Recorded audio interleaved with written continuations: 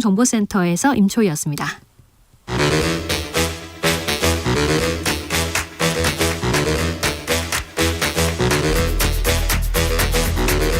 이것이 혁신이다. 여야를 내려놓고 관습을 떼버리고 혁신을 외쳐봅시다.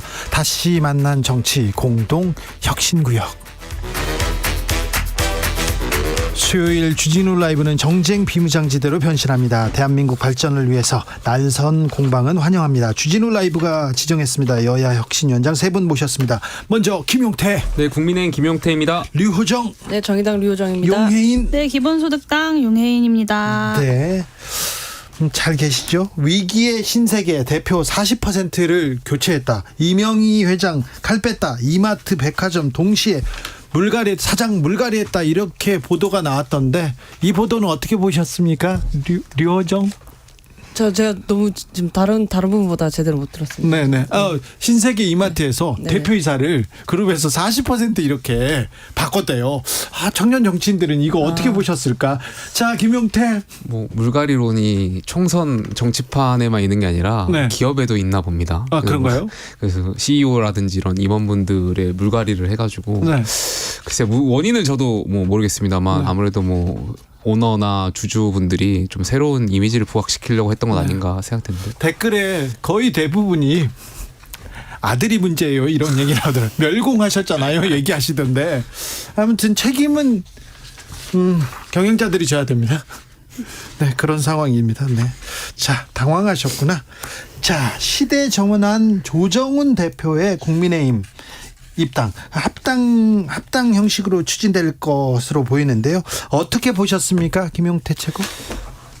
당원의 입장으로는 네. 뭐 기분 좋은 일이죠. 어쨌든 외연이 확장되는 일이고 조정훈 의원 같은 경우 과거에 이제 민주당의 당 이력도 갖고 민주당 계열의 이력도 네. 갖고 계셨던 분인데 그런 분이 여당을 선택했다라는 거는 당원의 입장에서는 뭐 환영할 일입니다. 여기에 대해서 첫 1호 인사로 이제 민주당의 그런 당적을 갖고 있던 사람을 영입하는 게 맞느냐 이런 비판도 있는 것 같은데 저희 당 뭐 조선노동당 출신도 저희 당으로 뭐 모셔가지고 국회의원이 될 수 있는 그런 정당인데 뭐 그건 문제되지 않는다라고 저는 생각합니다. 그렇습니까? 외연 확대 조선노동당 출신. 네, 그렇군요. 그거는 말씀드리고 싶어요. 네. 조정훈 의원님께. 네. 뭐 잘 아시겠지만 네. 뭐 의원님뿐만 아니라 여러분 또 저희가 영입했잖아요. 네. 정치판은 잡은 물고기한테 밥 안 줍니다. 그렇습니다. 그러니까 영입 전에는 뭐 여기에 뭐 여러 가지 지역구라든지 뭐 약속 받으셨을 수도 있는데 뭐 했는지 안 했는지 모르겠지만 들어온 이상 네. 이제는 알아서 네. 크셔야 될 겁니다. 그 산자위에서 제가 같이 활동을 했었는데 네. 그때 이제 손실보상법 때 좀 이제 소급 적용 어디까지 할 것이냐를 두고 당시에는 이제 국민의힘이 야당이었잖아요. 정의당 그리고 시대전환 조정훈 의원님이 좀 의견을 같이 하는 바가 있어서 활동을 하다가 마지막에 갑자기 이제 표결로까지 가니까 찬성하시는 분들 자리에서 일어나라고 했을 때 민주당 의원들과 함께 갑자기 일어나시더라고요. 그래요? 네, 그래서 제가 그때 좀 많이 당황을 했었는데 네. 그 뒤로 다시 또 조금 활동 방향을 바꾸시더니 이렇게 국민의힘에 들어가신다는 소식을 보게 되니까 조금 얼떨떨하더라고요. 최근 몇 달 동안 조정훈 의원이 국민의힘에 입당할 것이다 얘기가 좀 있었어요.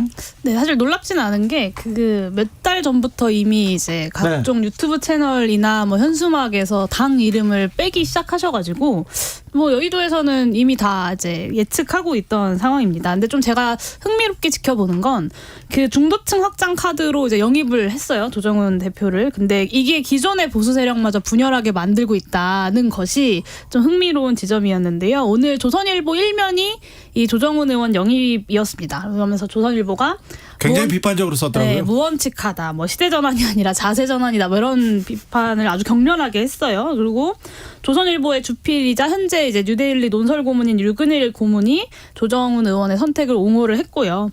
이제 정치에는 실리도 중요하지만 그만큼 또 명분도 중요한데 조정훈 의원에게 국민의힘 입당이라는 것이 과연 명분이 충분히 좀 설득력이 있는가 좀 잘 모르겠습니다. 사실 뭐 실용 정치와 생활 정치를 표방했던 정당의 입장에서 민주당이 낡았다고 볼 수는 있다 그렇게 생각하는데, 그러니까 386 비판할 수 있는데 국민 이념 전쟁을 벌이고 있는 그런 국민의힘은 더 낡은 대상이 아닌가라는 생각이 저는 좀 들고. 차라리 윤석열 대통령처럼 약간 당을 다 박살내버리겠다라는 각오와 명분으로 들어가는 게 아닌 이상 과연 이런 명분 없는 입당에 국민들은커녕 보수 세력조차도 좀 납득하기 어려운 것이 아닌가라는 생각이 듭니다. 용해인 의원, 네. 기본소득당과 민주당 합당설이 있습니다. 네, 그 사실 무근에 이런 질문을 주시다니 굉장히 좀 놀라운데. 아, 그래요? 사실 무근이고요.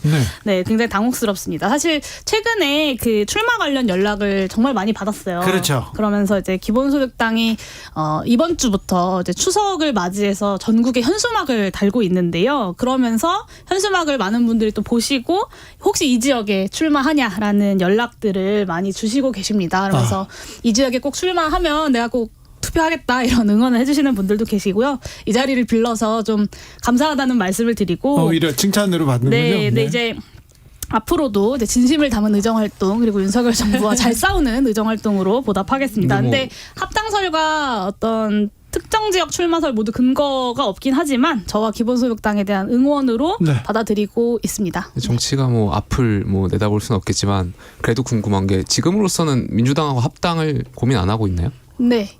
전혀 안 하고 있어요. 왜냐하면 네, 정치권에서 이미 이런 기본소득당과 이제 민주당이 합당할 거다. 뭐 용해인 의원은 민주당 그러니까 카더라식의 그러한 뭐 조정훈 의원이 이런 예측이 있었던 것처럼 그런 이야기들이 좀 있었어서 저한테는 안 들어와요. 근데 다른 데서 카더라를 들은 분들이 뭐 저한테 그런 얘기를 하시면 저는 그런 얘기를 도대체 누구한테 들으셨냐. 기본소득당 관련돼서 어떤 제안을 받은 바도 없고 뭐 물밑에서 논의되고 있는 바도 저의 어떤 명예를 걸고 그런 바가 없다라고 말씀드릴 수 있습니다. 기본소득당 용해인 대표의 말씀 들었습니다. 뭐 저는 정의당 같은 경우는 이제 강서구 선거에 집중을 하고 있죠. 사실 뭐 요즘 뭐 소위 말하는 진보계열 정당들 간에 뭐 연대를 해야 되는 거 아니냐. 뭐 정의당, 진보당, 노동당, 녹색당 등등 이렇게 있잖아요. 뭐 연대 합당설이 계속 나오고 있는데 우선 뭐 보궐선거에서의 연대는 좀 잘 안 되고 있는 것 같고 다만 선거 이후에 지금 소위 말하는 이 진보 진영도 과거에 뭐 민주노동당, 뭐 진보신당, 뭐 통진당 등등 거쳐서 왔던 그 흐름이 있었던 것처럼 다시 또 변화의 시기를 맞이하고 있는 것 같아요. 그래서 이제 정의당과 이제 저희 구성원들이 무엇을 결정하고 선택할지는 머지않은 시기에 또 아실 수 있지 않을까 싶습니다. 네, 정의당의 행보 정말 궁금합니다. 체포동의안 내일인가요? 국회 표결을 앞두고 있습니다. 표결을 앞서서 이재명 민주당 대표 체포동의안 가결은 정치 검찰의 공작 수사에 날개를 달아줄 것이다. 이렇게 사실상 자기 부결을 요청했는데요. 김용태 최고? 저는 오늘 이재명 대표의 메시지를 보면서 두 눈을 좀 의심했습니다. 네? 그러니까 두 눈을 의심했습니다. 네. 제 두 눈을. 그러니까 전혀 야당 대표로서 정무 감각이 저는 많이 잃으셨구나 이런 생각이 있었어요. 그러니까 오히려 국민들이 바라는 야당 대표라면 가결시켜달라 이재명 대표가 그렇게 말씀하셨길 바랬을 거고 아마 가결해달라고 하셨다라면 야당 의원들이 쉽게 뭐 가결을 못했을 수지도 몰라요. 근데 이 메시지를 보고 결국에는 이재명 대표가 단식의 의미를 스스로가 방탄 단식 그러니까 체포동의안을 부결시키려고 단식을 하셨던 거로 아닌가 이런 해석이 가능하게끔 오늘 메시지를 내셨다라고 보고 저도 한 가지 안타까운 게 169석의 야당 의원을 야당 대표가 개인의 어떤 변호사 정도로만 생각하는구나. 그러니까 부결시켜라 이런 사실상 부결의 의미를 담은 것을 보고 저는 글쎄요 국민들이 결국에는 이재명 대표의 단식의 의미를 결국에는 수사기관 어떤 체포동의안 부결의 의미로 보시지 않을까 생각합니다. 용해인 대표?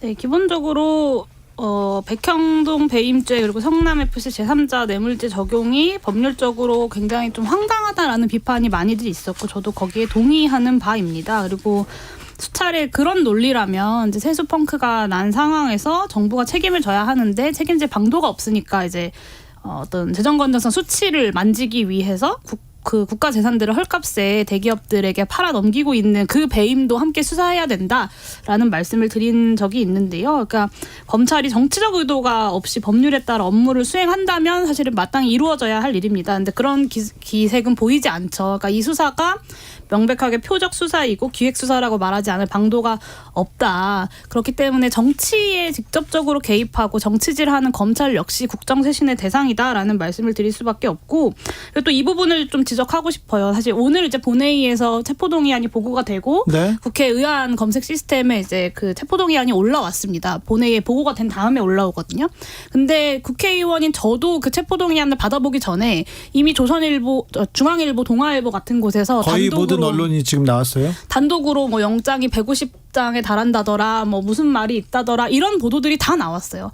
세상에 이것을 보고 투표해야 될 국회의원도 아직 받아보지 못할 영장을 보수 언론들이 먼저 받아봐서 쓰고 있다. 그리고 그거는 과연 어디서 나왔을까? 합리적인 의심을 할 수밖에 없고, 이렇게 검찰이 언론 플레이 하지 말고 좀 그 윤석열 대통령이 검사 시절에 말씀하신 것처럼 표범이 사슴을 사냥하듯이 좀 신속하고 정확하게 수사를 하는 것이 오히려 검찰의 본분이다. 근데 지금 그 본분을 지키지 못하고 있다는 말씀을 좀 드리고 싶습니다. 류호정은 좀 씁쓸했어요. 이재명 대표 메시지 같은 경우는. 왜냐하면 이제 아무리 뭐 지금 이 시기에 뭐 단식을 해야 되냐라거나 뭐 그냥 당내를 좀 결속시키기 위해서다라는 말을 했어도 그래도 오직 구속을 면하기 위한 작전이다 뭐 이렇게까지는 저희도 말하지 않았었는데, 가담하지 않았었는데, 그리고 또 이제 민주당 같은 경우에 단식이 그래도 대표가 길어지고 쓰러져서 병원에 실려가기까지 했으니까 적어도 민주당이 뭐 체포동의안 부결 분위기로 돌아선 것도 뭐 마땅치 않지만 그러려니 했었거든요. 뭐 저라고 다르겠습니까? 우리 대표가 내가 납득하지 못하는 이유로 그렇게 되면은 나라고 달랐을까 싶기도 했고. 근데 네. 오늘 이런 메시지로 인해서 단식이 그냥 구속을 면하기 위함이었던 거 아니냐 하는 것만 좀 드러나게 되지 않았나. 오히려 좀 씁쓸하게 좀 안타깝게 지켜보던 사람들의 마음은 식어버렸을 것 같다, 그런 생각이 들었습니다. 정의당이 지난 19일에 그 이재명 구속영장이 무리한 기획이다라는 이제 그 정의당 대변인의 논평이 있었습니다. 근데 또 이 체포동의안의 부당함을 이야기하는 이재명 대표에 대해서는 또 이렇게 평가를 하는 게 그 지켜보는 사람 입장에서는 좀 정의당의 그래서 이 수사에 대한 입장이 무엇인지 좀 헷갈리게 만드는 것 같습니다. 저희 체포동의안에 대한 원론적인 그러니까 입장은 변하지 않았어요. 당론은 계속 이제 사문화해야 되고 폐지해야 된다, 불체포 특권, 그런 입장이기 때문에 변하지 않았고요. 어제 수석 대변인께서 조금 글을 그렇게 쓰셨더라고요. 네. 네. 그래서 당 내에서도 당론과 좀 다르다. 저는 좀 이해가 안 가는 게, 그러니까 민주당 의원들이나 뭐 용해인 의원 말씀처럼 그렇게 검찰을 비판할 거면, 그러니까 그리고 이재명 대표가 떳떳하다면 체포동의안 가결시켜가지고 법원의 판단을 받으면 되는 거 아니겠습니까? 일단 영장이 말씀하셨던 것처럼 검찰이 무리한 수사였다면 당연히 법원이 알아서 판단하고 영장을 기각할 것이고, 정말 영장에 사유가 있다라면 영장 집행될 건데, 그건 법원의 판단에 맡겨보면 되는데 왜 야당이 여기에 대해서 체포동의안을 부결시켜가지고 그 판단조차 못 받게 만드는지 저는 이해가 잘 안 가요. 죄송하지만 체포동의안에 대한 판단은 국회의 권한입니다. 그 권한을 행사하는 것이고, 그 맡겨진 권한을 어떻게 잘 쓸지, 국민들에게 납득이 될 수 있을지를 설명하는 것은 국회의원들의 책임이고요. 그리고 저는 법원의 판단을 맡겨본다 이런 문제가 아니라 그 이전에 이 체포동의안에 대한 표결을 어떻게 할 것인가는 원칙에 대한 문제라고 생각합니다. 야당의 입장에서는 검찰의 수사가 무리한 정치적 수사이기 때문에, 그리고 실제로 구속까지 가야 하는 사유가 없다고 판단하기 때문에 거기에 대한 원칙으로 각자의 입장을 정해서 표결을 하는 겁니다. 근데 그냥 이 체포동의안 표결 자체를 뭐하러 이렇게 부결을 시키냐라고 이야기하는 건 국회의원으로서, 입법기관으로서 좀 납득하기는 어렵습니다. 헌법상 체포동의안이 가지는 의미가 있는 거거든요. 야당 대표의 개인 비리 의혹을 막으라고 있는 게 아닙니다. 체포동의안은 우리 헌법이 발전해 오면서 분명히 있어야 될, 과거의 군부 독재 시절에 야당을 탄압해 그 당시에 그 체포동의안이 있었던 건데, 지금 이재명 대표가 무슨 여당하고 싸우다가 당을 위해 싸우다가 뭐 혐의가 있는 겁니까? 아니지 않습니까? 본인이 개인 비리 의혹 때문에 지금 여러 가지 수사를 받고 있는 건데 그것을 막으려고 체포동의안을 방탄으로 이용한다? 국민들이 납득 못 하실 것 같습니다. 개인 비리 의혹으로서 어떤 체포할 만한 구속할 만한 사유가 있는지를 판단하는 것이 입법부로서 국회의 권한이다라는 말씀을 드리는 겁니다. 그러니까 그렇게 잘 판단하셔가지고 내일 합리적인 판단하셨으면 좋겠습니다. 네, 합리적인 가결하실 판단할 거라고 저는 것입니다. 믿습니다. 류호정 의원님. 가결해서 심사 받고 당당하게 이제 그 구속되지 않으시는 것이 전 뭐 좋은 방법이 될 거라고도 생각을 하는데요. 근데 사실 지금 이 논란이 오늘이 처음이 아니고 네. 저희가 연초부터 네. 이야기를 해서 총선까지 갈 것이다 예견을 하고 있고 또 그렇게 지금 진행되고 있고 심지어는 막 상임위까지 정기국회까지 파행에 이를 뻔하지 않았습니까? 안타깝고 네. 국정감사는 제대로 잘 진행될 수 있었으면 좋겠습니다. 유만식님께서 네. 제3당이 좀 더 우세했으면 바라는 마음입니다. 지금 정치 답답합니다. 류호정 그리고 용해인 응원하는 분들이 많습니다. 그런데요. 그러면 내일을 한덕수 국무총리 해임안도 표결하고 그리고 이재명 대표 체포동의안도 이렇게 의결하고 두 개 의결하는 겁니까? 네, 그 외에도 이제 법안 처리를 하려고 하는 것들이 많이 있습니다. 예. 자, 어제 문재인 대통령이 서울에 왔어요. 9.19 평양 공동선언 기념식에서 안보, 경제 모두 진보 정부가 낫다. 보수 정부가 낫다는 조작된 신화 벗어나라 이렇게 얘기했는데 어떻게 들으셨습니까? 김용태 최고? 아니 뭐 나왔으면 정권 교체가 안 됐겠죠. 이미 정권 교체로 이미 국민의 심판을 받았는데 전직 대통령께서 처음으로 오셔가지고 연설하는 것에 있어서 자화자찬을 그러고 현실 정치에 참여하는 것은 그러니까 저는 좀 지양해 주시는 것이 더 낫지 않나. 그러니까 미국 같은 경우는 전직 대통령이 뭐 여러 가지 큰 전제 뭐 기후변화라든지 어떤 특사로서 인권에 대한 문제라든지 이러한 현실 정치를 떠나서 그러한 문제들 좀 다루는데 왜 한국은 특히 문재인 전 대통령 계속 SNS에 글을 올리시고 현실 정치에 참여하려고 하시는지 좀 지양해 주셨으면 좋겠다 말씀드리고 싶습니다. 뭐 이제 그 뭐 안보 경제 보수 정부가 낫다는 조작된 신화에서 벗어날 때 이걸 보면서 얼마 전에 그 감사원이 네. 문재인 정부가 집값 통계를 조작했다 뭐 이렇게 발표했잖아요. 네. 아마 조작이라는 어휘는 거기서 오지 않았나 하는 생각이 좀 들더라고요. 그냥 네. 조작한 건 우리가 아니라 너희다 뭐 이런 거고. 뭐 사실 저도 안보와 경제는 차라리 보수가 낫다는 인식 이제는 폐기되어도 된다고 생각하거든요. 또 반대로 뭐 도덕성과 청렴함은 진보가 낫다라는 것도 이제 우리가 벗어날 때가 된 것 같고요. 문재인 대통령께서 아무래도 뭐 민주당 어려운 상황이니까 이렇게 몸을 일으키시고 또 기왕 발언하시는 거를 조금 강하게 해 가시는 것 같은데 또 지금 상황이 매우 답답하긴 하지만 또 정권 바뀐 거는 문재인 정권, 그러니까 정부 당시의 어떤 것들 때문이었잖아요. 그래서 그냥 구태여 논쟁을 촉발하시는 게 바람직할까? 계속하는 것이 바람직할까? 그런데 경제 지표만 놓고 보면 경제 성장률이나 지표만 놓고 보면 윤석열 정부 때 많이 떨어졌잖아요. 글쎄요, 뭐 문재인 정부 때 워낙 퍼주기를 많이 해서 국가 부채가 1,000조에 지금 육박할 가능성이 있는데 그렇게 말씀하신 건 아닌 것 같습니다. 퍼주기를 많이 해서 퍼주기를 많이 해서 국가 부채가 늘어났다기보다는 코로나19라는 전대미문의 위기를 극복하기 위한 재정의 역할을 충실히 물론 제가 생각했을 땐 부족했지만 뭐 재정의 역할을 한 것이다라고 보는 것이 맞을 것 같고요. 그리고 더 나을 줄 알고 정권 교체를 한 것 아니냐라고 말씀하셨는데 뭐 그렇겠죠. 촛불이 명령했던 개혁을 제대로 수행하지 못했던 문재인 정부에 대한 여러 가지 비판적 인식들 속에서 이제 윤석열 대통령이 어떻게 보면 정치 신인을 뭔가 기존의 정치인들보다 좀 낫겠지라는 마음으로 이제 국민들께서 선택을 하신 걸 텐데 그렇지 않다는 것이 증명되고 있는 것 아닙니까? 뭐 각종 경제 지표도 그렇고 실제로 뭐 국민들의 살림살이에 대한 여러 가지 증언들만 봐도 그렇고 그리고 윤석열 대통령의 지지율만 봐도 저는 입증되고 있다고 생각합니다. 솔직히 말씀드려서 문재인 대통령의 마지막 퇴임 시 지지율보다 윤석열 정부 1년차 지지율이 더 안 나오고 있는 것에 대해서 그냥 전임 대통령이 그렇게 말하는 것은 어떤 이렇게 책임이 없다라고 말하기엔 윤석열 정부의 성과라는 것이 너무 처참한 것이 아닌가라는 말씀을 좀 드리고 싶습니다. 솔직히 말해서 김용태 최고 윤석열 정부 뭘 잘하는지 아니 뭐 저는 네. 우리 정부가 모르겠다 그런 분들 많아요. 잘 못하고 반성할 지점도 있다라고 저는 말씀을 드리고 있어요. 네. 그러니까 그 말씀 좀 드리는 거고. 네. 그러니까 전직 대통령께서 문재인 전 대통령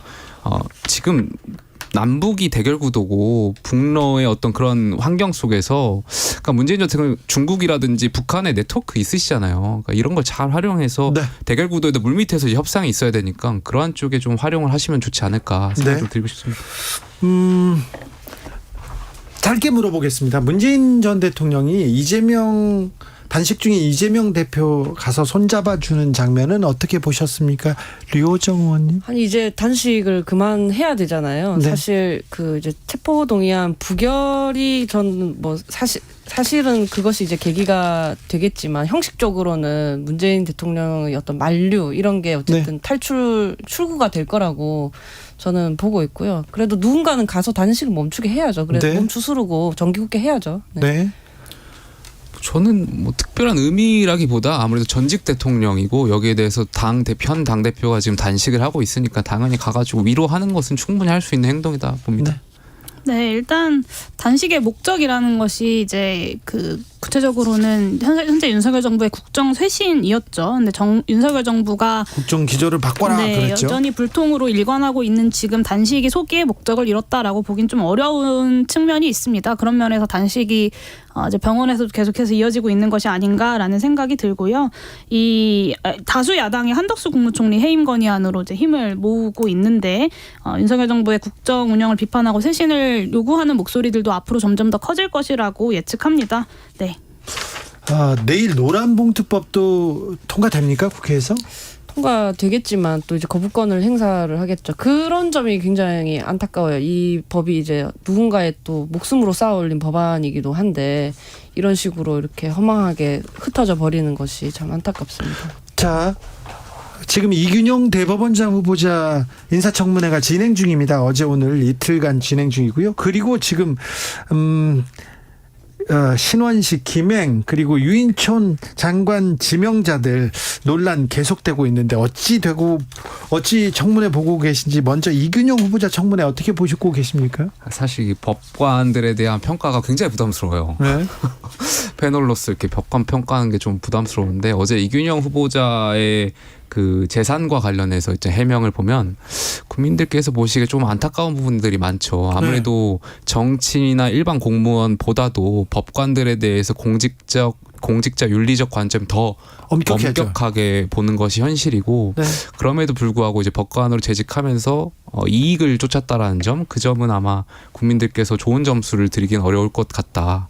다만 이제 공직 역량적인 측면에서는 아무래도 이제 사법부의 신뢰를 회복하는 데 있어서는 큰 역할을 해주시지 않을까 이런 기대는 계속하고 있습니다. 사법부 신뢰보다는 아무튼 재테크 투자에 대해서는 굉장한 능력을 보여주시고 있는 것 같습니다. 네, 뭐 사법의 어떤 달라진 모습을 보여주시기에는 법을 너무 모르는 대법원장 후보자 아니신가라는 생각이 드는데요. 네.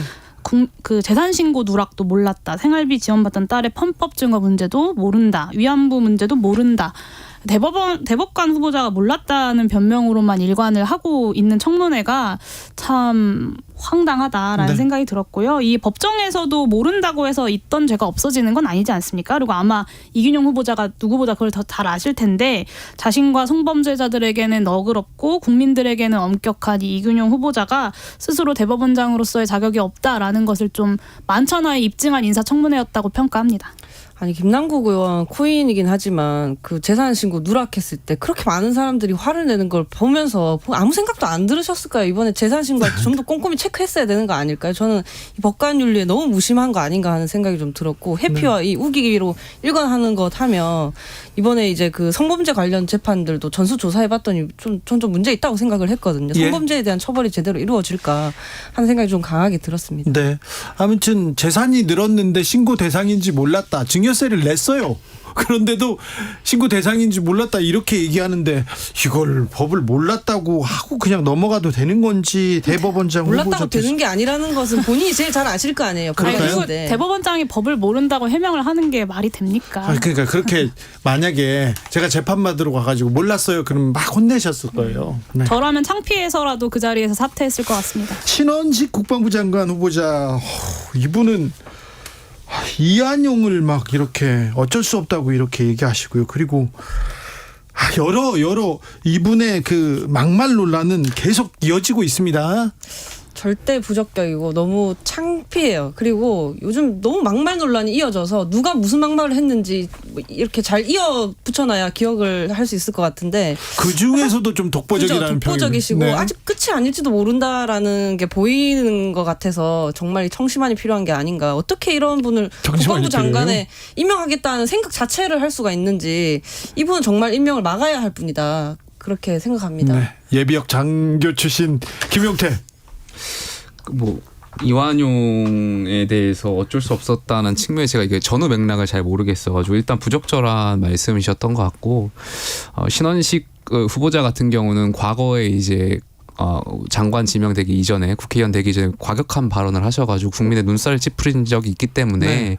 저는 이러한 발언들 좀 자중하시고 일단 사과를 먼저 하셔야 된다라고 생각해요. 그래서 그러한 부분에 있어서는 좀 먼저 어떤 국민들이 납득하실 수 있는 그러한 사과가 있어야 된다고 생각되고 저는 뭐 신원식 의원 후보자나 유인촌 후보자는 그래도 본인들이 어떤 과거의 일들에 대해서 사과를 하고 하면은 저는 국민 인사청문회 어떤 통과될 가능성이 높다라고 보여지는데 김행 후보자 건은 조금 다른 것 같아요. 그래요? 오히려 여기는 이제 잘못했다라기보다는 이제 공직자 윤리법과 관련해 가지고 위반 소지도 있기 때문에 이거는 뭐 의혹에 대해서는 좀 확인해봐야 될 것 같은데 앞서 두 분하고 좀 다른 문제인 것 같습니다.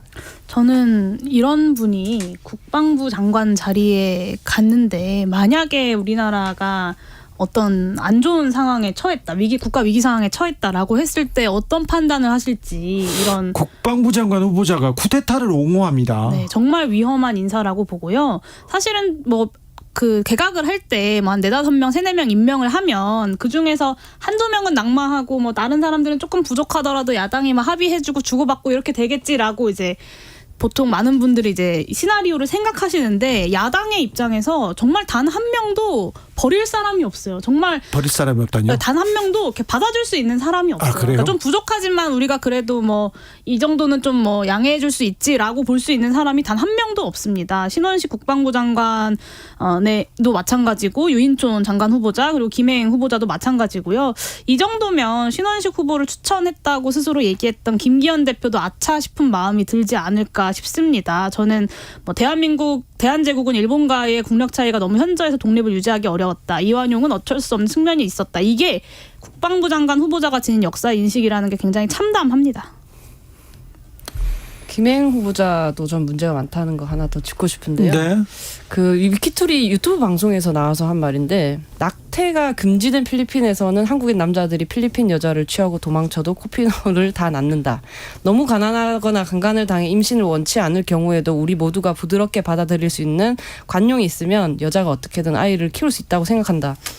아이고. 여가부 장관이 어떻게 이렇게 후보자가 어떻게 이런 말을 할 수가 있어요. 아무리 폐지하겠다는 것이 공약이라고 해도 그렇지. 그냥 이거는 어떤 공직자든지 저는 하면 안 되는 이야기라고 생각합니다. 잘못됐습니다.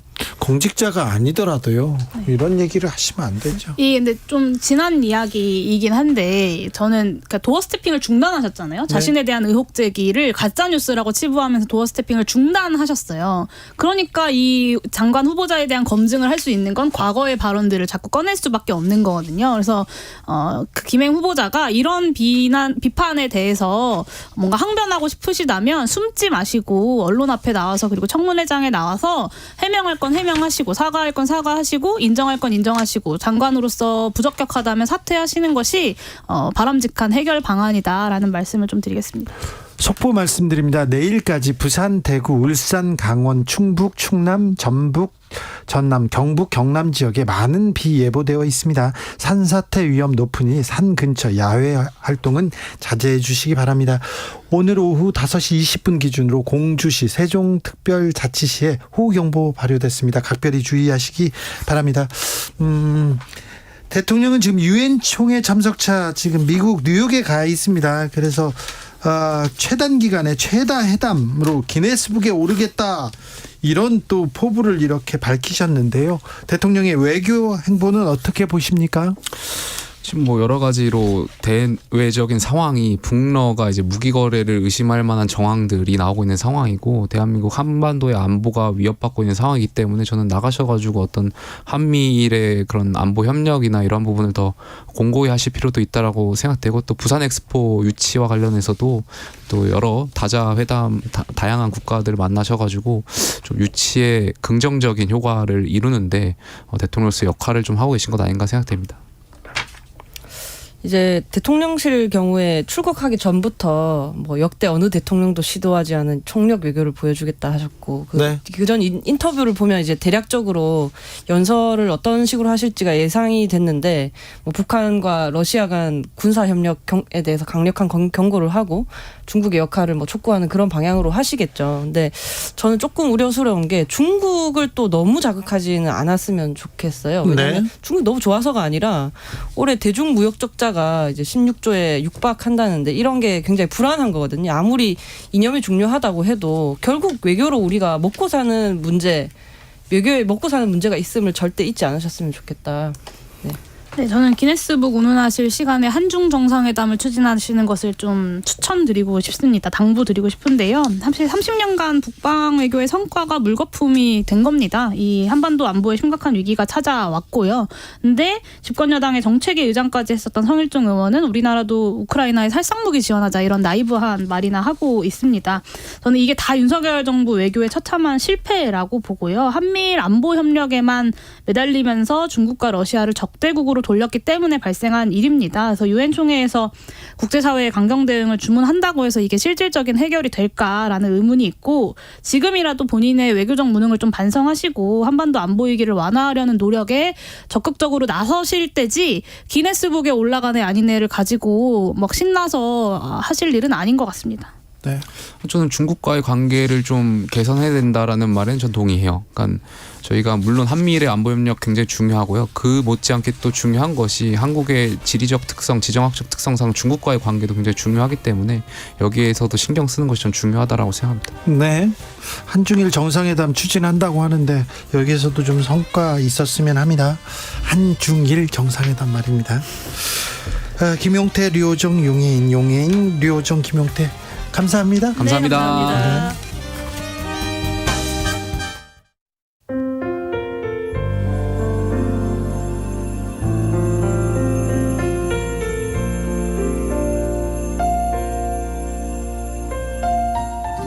KBS 라디오 연중기획 희망충전 대한민국 552번째 이야기. 안녕하세요. 아나운서 이현주입니다. 중학교 2학년인 민주는 아빠와 엄마의 건강이 늘 걱정입니다. 몇 해 전 공장에서 작업 도중 손가락 절단 사고를 겪은 아빠. 여러 번의 수술과 검사를 받던 중 신장에 이상까지 발견돼 투석을 이어오고 있는데요. 엄마는 충격으로 인해 체중이 20kg 넘게 줄었고 치아의 절반 이상이 빠져버렸습니다. 게다가 겨울 전까지 집을 비워줘야만 하는 민준의 가족. 결국 빠듯한 생계에 아빠는 아픈 몸을 이끌고 일용직 근무를 다시 시작했습니다. 점점 야위어가는 엄마와 언제 쓰러질지 모르는 아빠.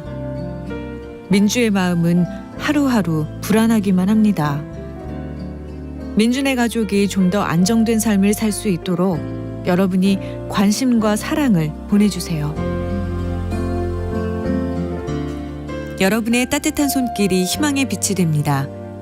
ARS 060-700-1580 060-700-1580 한 통화 3,000원으로 희망을 선물해주세요. KBS 라디오 연중기획 희망충전 대한민국은 초록우산 어린이재단, 인탑스 주식회사 그리고 청취자 여러분과 함께합니다. ARS 060-700-1580 한 통화 3,000원입니다.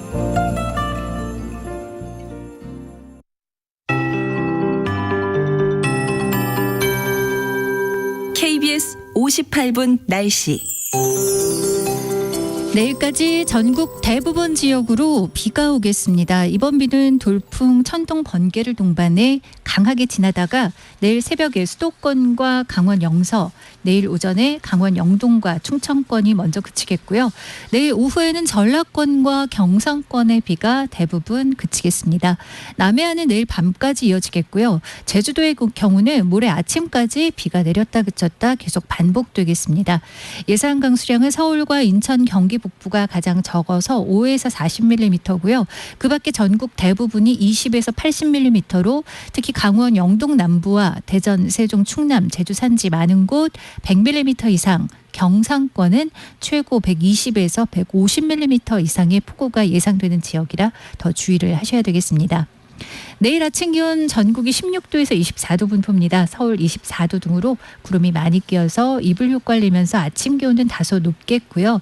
내일 낮 기온이 많이 오르지 못하겠습니다. 전국이 22도에서 26도 분포 보이면서 서울이 24도에 그치는 등 대부분 오늘과 비슷해 평년보다 낮은 기온이 이어지겠고요. 주 후반으로 가면서 아침 기온, 낮 기온 모두 많이 떨어지겠습니다. 현재 서울 기온 19.1도, 지금까지 서울에 35mm의 비가 왔습니다. 기상청에서 최영우였습니다.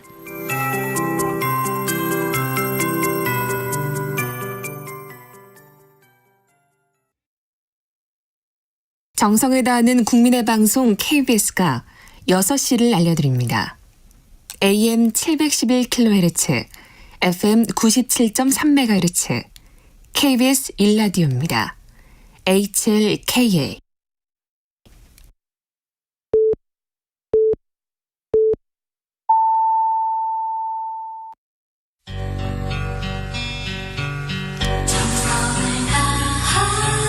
정성을 다하는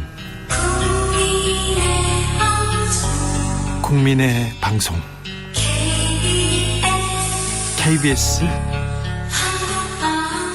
주진우 라이브, 그냥 그렇다고요.